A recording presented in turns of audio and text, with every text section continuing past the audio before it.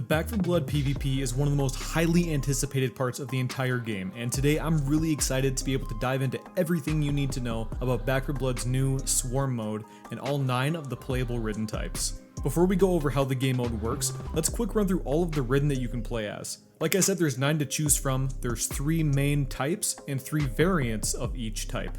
Of the big chonk boys, there's the Wretch that's able to spit vomit on players from a distance, the Reeker that uses fast hitting melee attacks to deal damage, and the Exploder blows up on death and sends players flying. The Hawker is able to swipe at players and pins you down with projectile phlegm. The Stalker is able to leap great distances to pounce on players and drag them away. And the Stinger can use fast long-range attacks and cling to walls. The Bruiser uses fast-paced melee attacks that deal massive damage, the Crusher grabs and squeezes players to death, and the Tallboy uses a devastating overhead smash attack.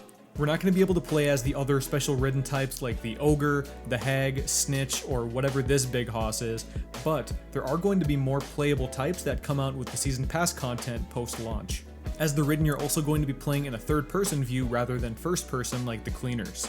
So now that we know what we get to play as, let's talk about how Swarm mode actually works. Swarm mode is a best of 3 round survival mode where 4 Cleaners try to last as long as they can against a swarm of AI and player-controlled Ridden. At the beginning of each round, the Cleaners get to choose their characters and build their decks just like in campaign, and before the Ridden even spawn, you get to move around the play area and scavenge for ammo, explosives, med packs, and crates. One of the devs also mentioned in an interview that you'll be able to find and lay down barbed wire, but there's no word on any other types of fortifications just yet.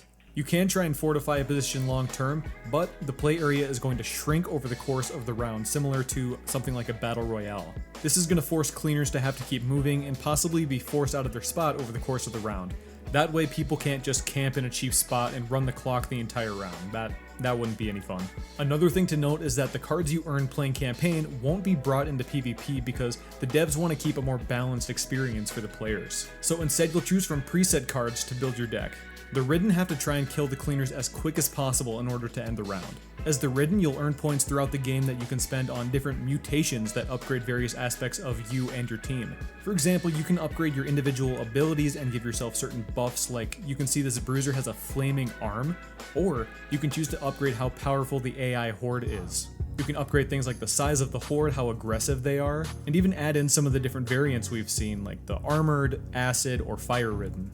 After each round, the teams will swap roles, and whatever team lasts the longest wins. Trying to compete for the best time, the Ridden always coming back stronger, and the shrinking play area are all going to add so much tension to the matches. And because each Cleaner has their own perks and special abilities, it's really up to the Ridden to put together the best strategy to take the Cleaners down.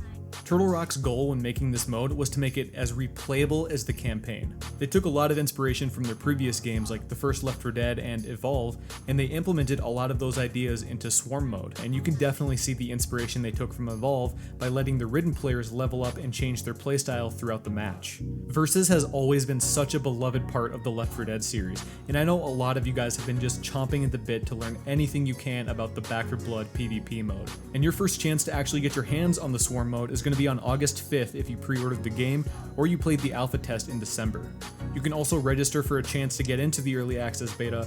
Otherwise, the completely open beta is going to run from August 9th through the 12th and is going to feature 2 versus maps as well as 2 co-op levels. Thanks for checking out the video, guys. If you made it through, a like helps me out a lot, and let me know what you think of the new take on the Left 4 Dead style versus mode. You can follow me on Twitter at NickRespawns, and until next time, have a good one.